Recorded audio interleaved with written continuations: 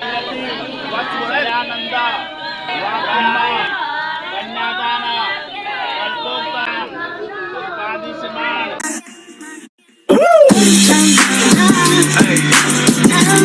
Hi guys, welcome back to my blog. तो ये हमारे शादी का पार्ट 2 ब्लॉग। तो जैसा कि पिछली वीडियो में आपने यहाँ तक देख लिया होगा, तो अब हमें स्टार्ट करते हैं बाकियों की रस्म।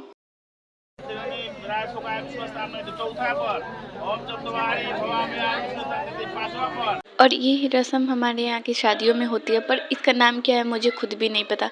पर ऐसा माना जाता है कि वो जो पत्थर है ना, वो लोढ़ा ओढ़ा कुछ बोला जाता है, हाँ वही, उसको माना जाता है कि जो पति उसको हाथ से छूता है तो इसका मतलब है कि वो उसको संकट को ना, मतलब आगे चल के ढाल बनेगा। और पत्नी जो पैर रखती है, इसका मतलब होता है कि मतलब वो भी साथ साथ देगी। ऐसा ही कुछ होता है, ऐसा बताया गया था, बट मुझे रस्म का नाम नहीं पता। और अब बारी है वचनों की, जो मैं थोड़ा थोड़ा काट काट के रख दूंगी क्योंकि ना बहुत ज़्यादा लॉन्ग वीडियो हो जाएगा।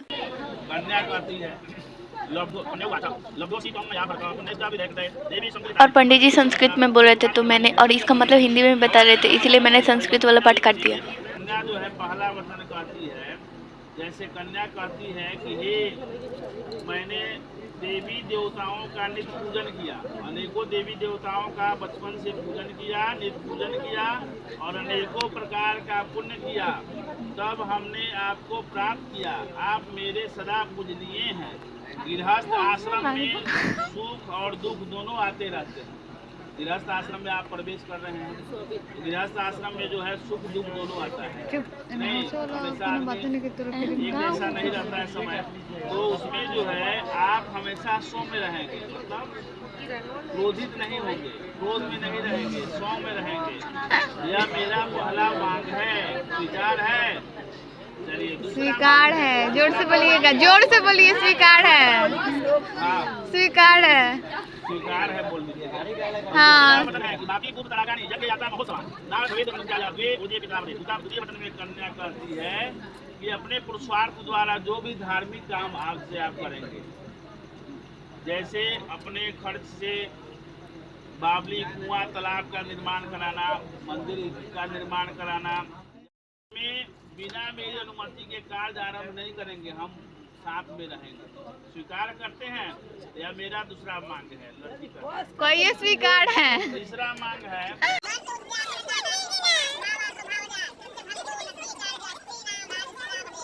तीसरा वचन में कन्या कहती है कि मत उद्यापन करना, दान पुण्य करना नहीं।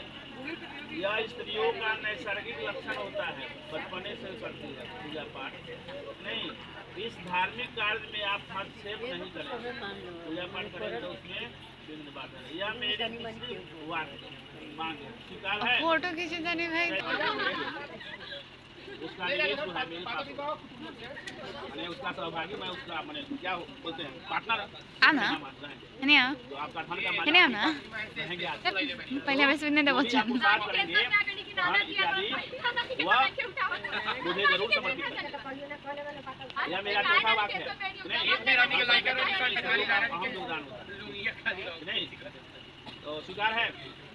चौथा मांग। पांचवा वचन है गज आप कह रही है कन्या, आज के बाद वो भी आप व्यवसाय करेंगे, बिना हमारी सम्मति के नहीं करेंगे, सामान बेचना है कोई संपत्ति। कि आज जो है इस मांगलिक मेला में, विवाह के मांगलिक मेला में आप जो हमें हीरा मोती, सोना चांदी इत्यादि का जो भी जेवर दिए हैं, आभूषण दिए हैं, हमें समर्पित किए हैं विवाह के समय, पहना करके आप उसको लेने का कोई ऐसा काम पड़ जाए तो उसको बेचने उठने का काम नहीं करेंगे। स्वीकार करते हैं। सातवां मांग है पालेत भाई बंधुओं के यहाँ पर मांगलिक कार्य जब भी होगा, मैके में यहाँ पर कोई भी मांगलिक कार्य होगा, कोई भी उत्सव होगा, उसमें आने के लिए मुझे यहाँ आना पड़ेगा, कोई कार्य पड़ेगा यहाँ आने के लिए, तो आप आने देंगे, उसमें विघ्न बाधा नहीं डालेंगे। स्वीकार है। निमंत्रण होगा तो बिना निमंत्रण का बिना निमंत्रण का नहीं। संस्कृत वाला पार्ट मैंने कट कर दिया था, इसलिए वीडियो शॉर्ट हो गया और कुछ कुछ वचन सुनाई नहीं दे रहा। पर कहते हैं कि ठीक है, जब तक मैं घर पर रहूं तब तक तुम पीरा आमोद प्रमोद करो और हंसी मजाक करो, घर पर पराए घर मत जाओ। मैंने हमारे नहीं रहने पर किसी से बात विचार नहीं करना है, घर पर दूसरे के नहीं जाना है। पर जब मैं घर पर न रहूं, प्रदेश रहूं, तब इन सब बातों को मुंह में मोड़ लेना स्वीकार है। लड़की के वचन है लड़की के लिए, कोई ना स्वीकार है।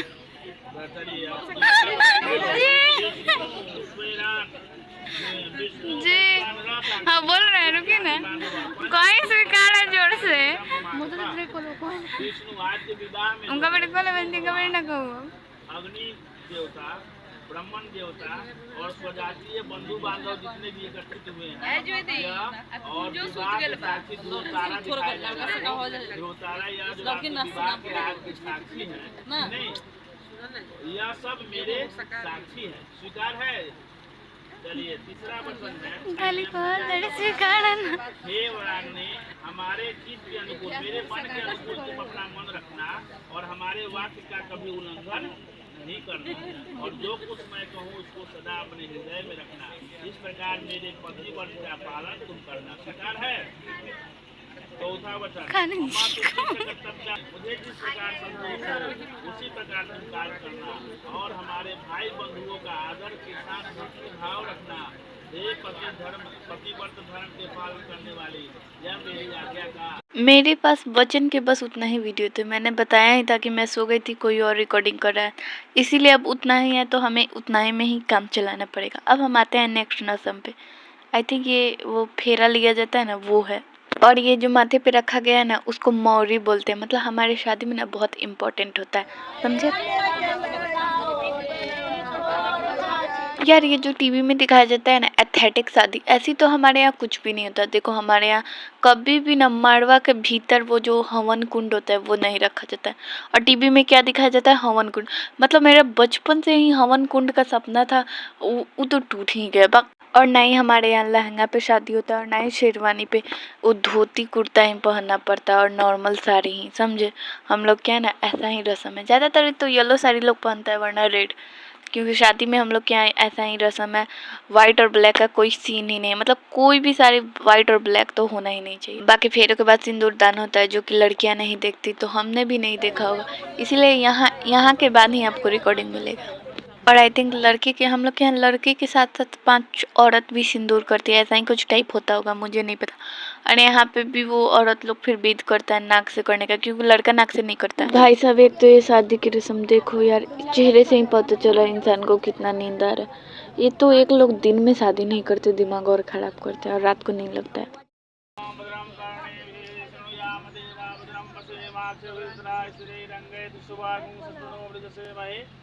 और मुझे तो लगता है हमारे यहाँ की आधी शादियों में ना दुल्हन सोई ही रहती होगी। पता है क्यों? मैंने बहुत लोगों को देखा है, सोते हैं फिर उठते हैं, सोते हैं फिर उठते हैं, क्योंकि दिन में भी सोने का टाइम नहीं मिलता है। और उसके बाद ये देखो, ये हम लोग के यहाँ ना भगवान जी का भी पूजा, मतलब हम लोग के इतना रस्म होता है ना, करते करते इतना सिर्फ बैठने वाला रस्म होता है, कोई खड़ा रहने वाला रस्म नहीं। अभी भगवान जी के यहाँ आया जाता है, यहाँ पे एक बच्चे को गोद में रखा जाता है, मतलब जो भी कोपर यहाँ नहीं होता है, वहाँ होता है। मतलब अब जो भी रस्म हो, मुझे नाम नहीं पता, नाम आप लोग सर्च मार लेना। और शादी के थकान से हार गए थे, तो इसीलिए हम लोग थोड़ा यहाँ सब मजाक कर रहे हैं, वो भी पागलपंती वाला। और इस टाइम मैं उठ गई थी, क्योंकि मुझे उठा दिया गया था कि विदाई बोल के, मतलब विदाई होने वाला है ये बोल के। पर अभी इतने सारे रस्म होते हैं ना कि मैं विदाई होने से पहले ही सो जाती हूँ।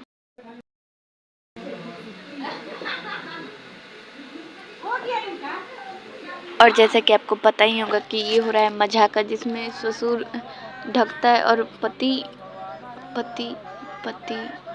उगा, क्या बोलते हैं अरे नहीं, वो आंचल डालते हैं ससुर, और पति सर से पल्लू उठाता है, मतलब वही होता है कुछ, वो अलग ही लेवल का बंदा था। और इसके बाद ये समधि मिलन रस्म कुछ होता है। और गाइज इसके बाद मैं फिर सो गई थी, इसीलिए। और मेरे पास विदाई का भी कोई वीडियो नहीं है और ना ही इसके आगे का कोई क्लिप है, तो इसके लिए सो सॉरी। और आपको हमारा ब्लॉग कैसा लगा हमें कमेंट में प्लीज़ बताइएगा, क्योंकि मैंने बहुत मेहनत की है यार। क्लिप ऐड कर करके बनाया और ऊपर से सॉरी एक तो मुझे विदाई की वीडियो भी नहीं मिली। एंड बाय, मिलते हैं नेक्स्ट ब्लॉग में।